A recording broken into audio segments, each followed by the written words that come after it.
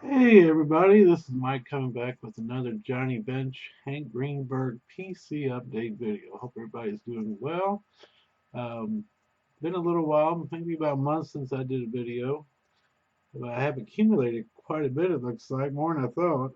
Um, Hope everybody's enjoying the holidays, had a good Thanksgiving, um, and it's hard to believe it's already mid-December now. Uh, our Hall of Gamers group has got our Secret Santa going on. I'm waiting for one more card to come in to send out to my Secret Santa recipient. So I'm kind of irritating. I should have known better. I bought the card from Canada back before Thanksgiving, and I paid a whopping amount of money to get it shipped here to make sure it got here in time. And it's all the way to Chicago, and it's been like 2.5 weeks. So it's a little irritating. I'm hoping it would have been here today so I could have sent it out tomorrow, but it looks like I'll have to wait for hopefully Monday and send it priority and maybe I can get it done. So we'll see. I hope everybody's holidays are going great, having a good time, seeing family and friends. And yeah, let's see. I got quite a bit of stuff to show. Um, let's see, where should I start? Let's go with the bench stuff. Just got this in. I didn't think I had it, but I should have checked, but I did. So I'm gonna resell this one. This is a 2017 Diamond Icons numbered to 10, a purple version with auto, and it's a beauty. One of my favorite cards. Great autograph. Just a beauty.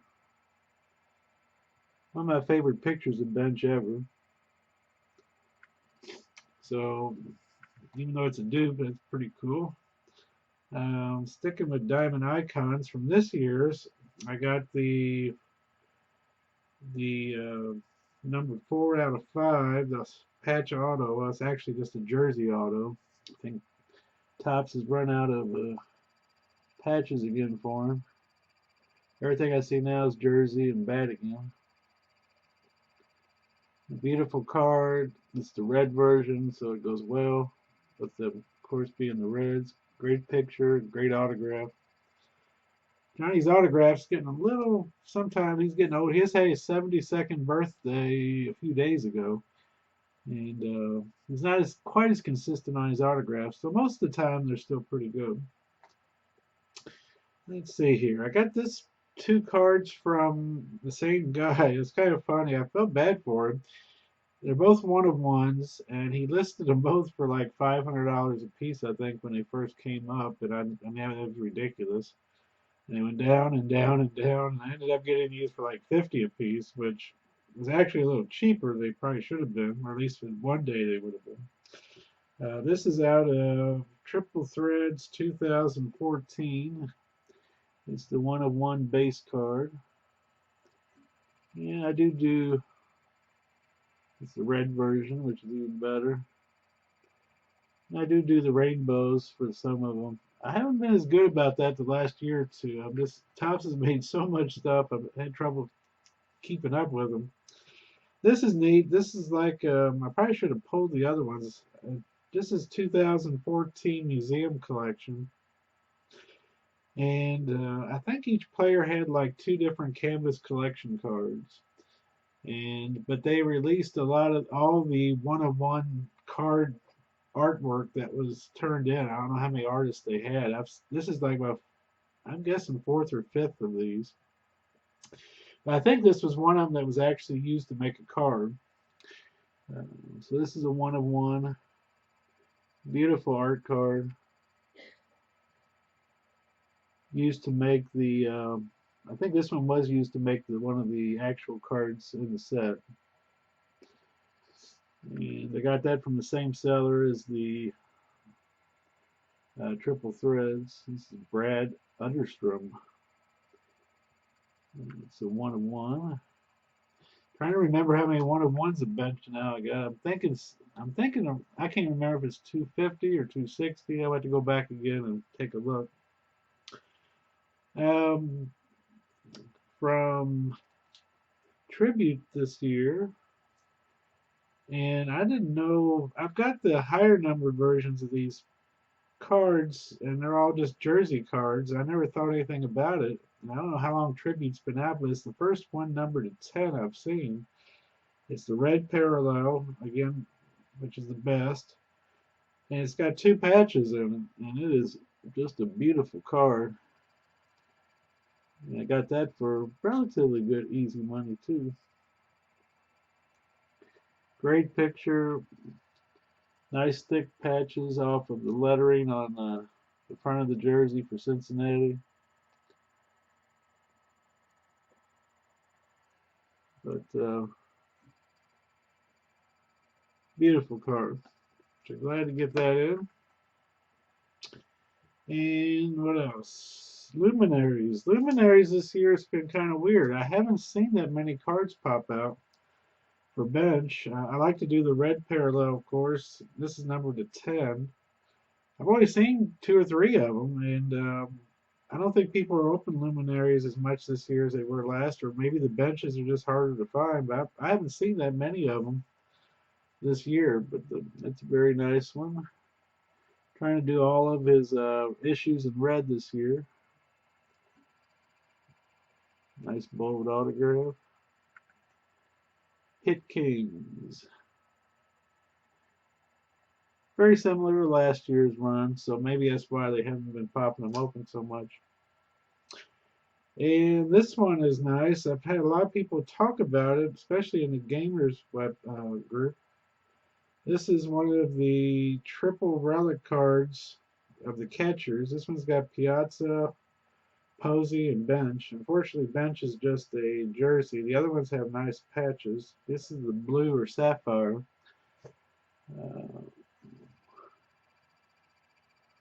You can see Posey's got a real nice patch.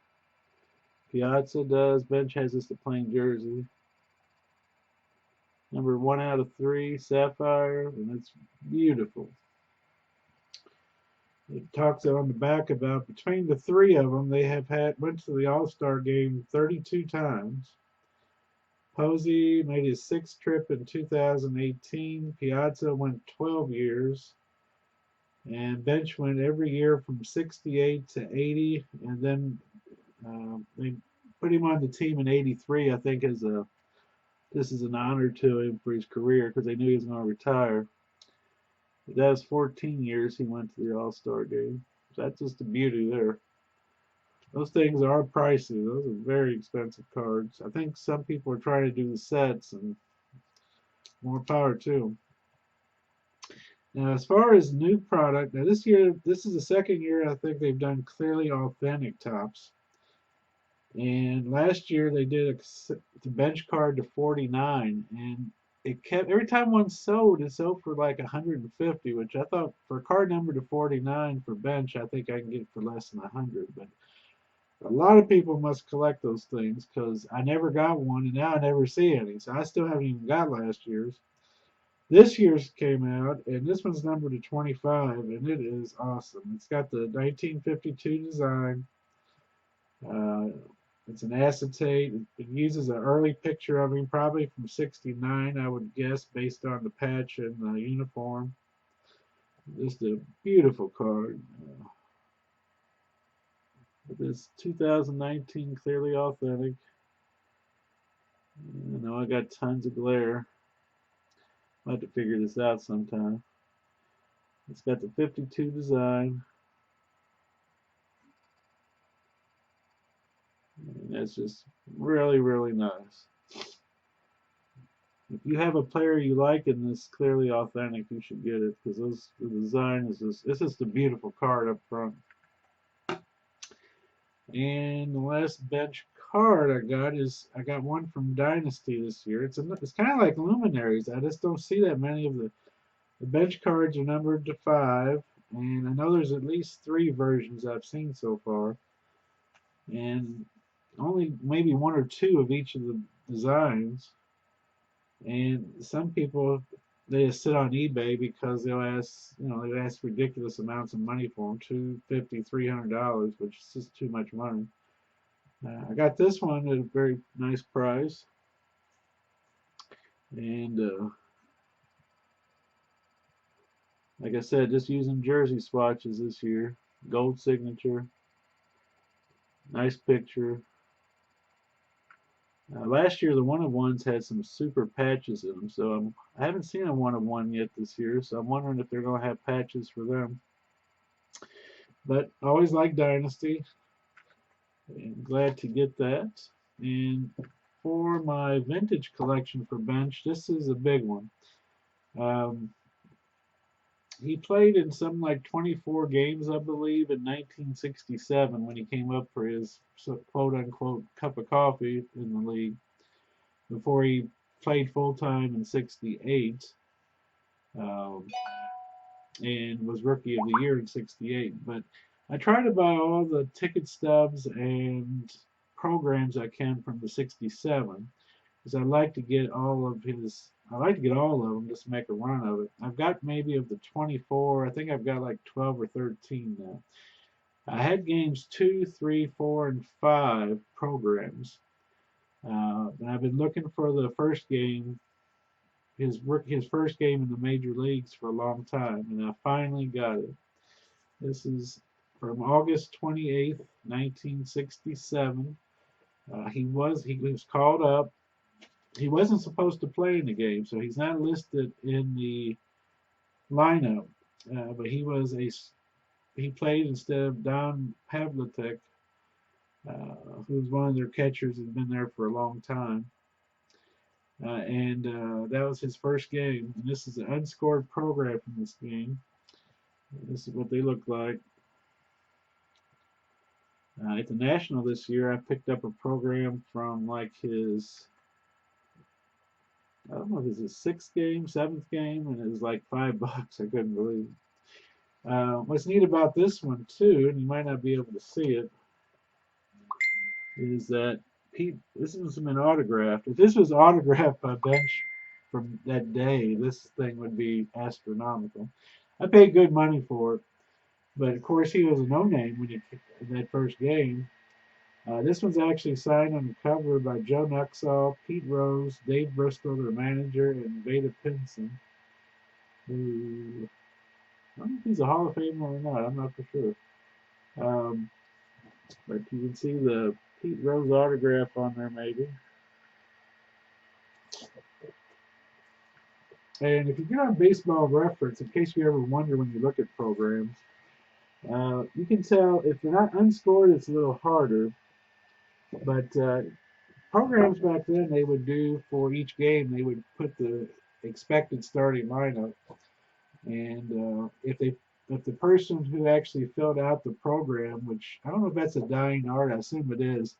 Back then, people went to the game, actually bought scorecards and filled them out for the whole game, and they put in all the pitchers and starting pitcher, relief pitchers, uh, uh, people that pinch hit for the players.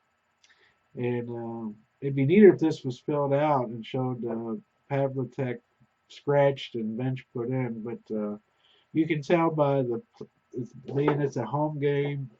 Bench is listed as one of the players at the bottom here. Is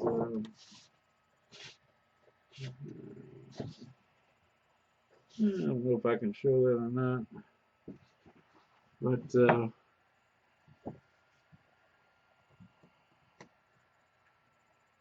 well, I can't see from that angle, so I can't tell. But anyway, um, you can tell if you go to Baseball Reference. Baseball Reference has the box scores from every game going back quite a number of years, so you can tell by the lineup and where the game was placed, if it was home or away, uh, essentially, and based on who's at the bottom, if they're a rookie, you know when they started in the league and all that kind of stuff. You can actually date the games, you know what game it is, or at least have a very good idea.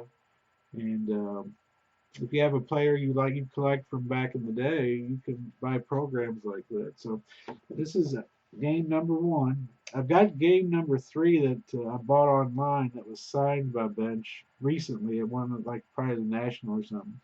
This next national I go to that he's at, God willing, I'm gonna get this signed by him. So that's very cool. And even harder to find in the programs is the ticket stubs. Now this isn't for the first game. This is only my second one of those 24 games. This is from Friday, September 8th, 1967, at the New York Mets. Um, it's 9/8/67 against Mets versus Red. This was actually the way the guy was selling it was it was rookie. It was Seaver's rookie year, and this was his 13th win of the season. But I didn't buy it for that. I bought it because this is game 10, I believe, of Bench's career. And he did have a hit in the game, I'm pretty sure. I have to go back and look. I'm not going to make you all sit and wait for that. But these ticket stubs, if you go to the National or something, you'll see guys that just sell ticket stubs based on games and stuff, or important events, important milestones. And these are really cool too. I mean, there's so many things you can collect in baseball. Or football, whatever you like, uh, programs, ticket stubs, in addition to cards, especially when they relate to your favorite player's career or maybe a milestone that they did. So, very cool. You know, let's see, I'm going to finish up with some of my Hank stuff. He hasn't had much new stuff, but Flawless did come out. I got the first Flawless card he's got like 4 or 5 different cards in Flawless. This is the Jumbo, well, it's the Legends, but it's the Jumbo bat piece. And this one's number 1/3. Of course, the green version, being Greenberg, is the one-on-one for each of the variations. But that is just beautiful. So off the SGC. Um, this one is neat because I find sometimes my best bargains are when I buy lots or a set, and then I can bounce something out of it and then resell the rest of it and get most of my money back. Now this is beat up pretty bad, but it is a 1936 Gaudi Hank Greenberg that is signed. I bought a set off eBay for like $300, and it had all 25 1936 Gaudi cards in it. Most of them in poor to good condition, but 8 of them were autographed, and one of them was Greenberg. Now, this autograph card would probably sell for almost that much by itself. However, I bought the set. I took the other 7 autographs, and I've sold 5 of them so far for almost $250. So this is down to being a $50 card. If I can sell the other 2 or the base cards that are left, I can get this essentially for free. And I've done that 2 or 3 other times with Hank. So anyway, this is a 1936 Gaudi. It is beat up, but it is signed by Hank in black. And this will be going off, unfortunately, to PSA because SGC stopped doing autographs. So what can you do? I think I showed this in my last video. This has gone off to SGC too. If not, I'm going to show it again just because it's one of the best autographs I've seen of Hank. It's a 2008, I believe, SP Legendary Cuts. No, 2011. Number 2/8. It's beautiful on old parchment. It says to Ted, I'm Hank Greenberg, in such a bold black signature. And that's an early signature. He was a rookie in 33. I would guess that signature somewhere between 33 and 34, maybe 35. Just don't see them like this very often pop up. So if I showed it last time, I apologize, but that is awesome. I'm very happy about that. And I got a couple more little pieces. I'm going to send this off. I got another Detroit Times sports stamp. These were actually put in the newspaper back in 1936. It gives a little bio and cut them out of the newspaper. And that one's in really nice shape, so I'm gonna send that one in. And the last card I got was this. I just got this in the mail. This is a 1941 PlayBall in a SGC 84, their old numbering system, which is a near mint 7. Which for this card's a very good grade, very high grade for it. You just don't see 8s and 9s very often like you do in modern cards. And just a beautiful card. I know the glare is going to be terrible, but 41 play ball, very artistic. It's a bright yellow. Beautiful card. And I'm a sucker for the old green labels, green bordered labels. SGCs went to new black labels, and I still like the old ones. My friend Brian said that these labels are antiquated, and I told him, well, I'm pretty antiquated too now. So very nice. All right, that is it. Oh goodness, over 20 minutes again. I was hoping to make this a little quicker. Sorry for that, but I hope you enjoyed everything. And waiting to see all the Secret Santa videos coming out in our gamers group. And I wish you all a very, very good holiday season and a happy new year. And I hope everybody's doing well. And thanks for watching again. And Lord willing, talk to you soon. Thank you. Bye bye.